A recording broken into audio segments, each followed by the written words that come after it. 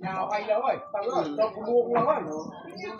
Càng bây giờ chọn chọn đây, càng đây, càng đúng không? Cái gì đâu này đâu?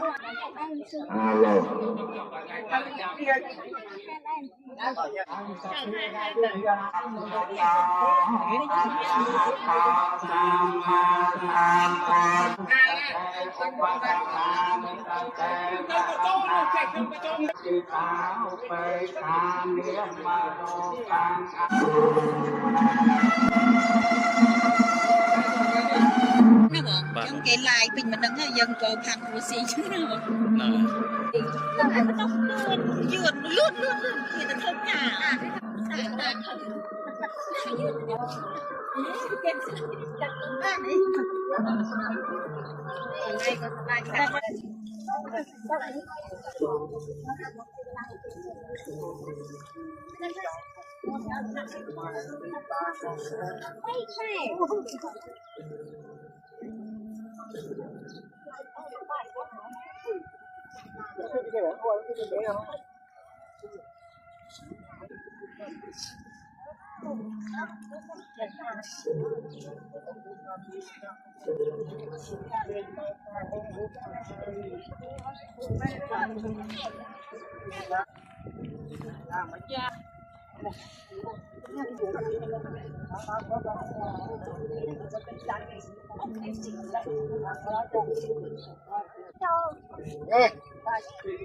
Đánh với nào. Điện, sáng đi bên này. Rồi còn bạn bạn sao? Thì giờ cùng không lấy.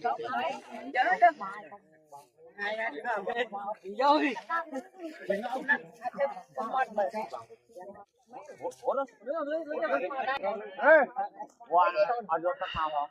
Không.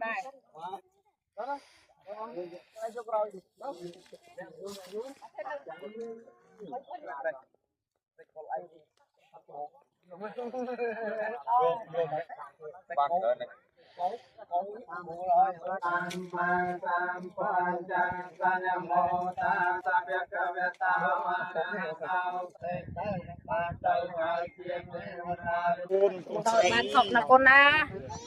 Đây tụi đàn. Chay.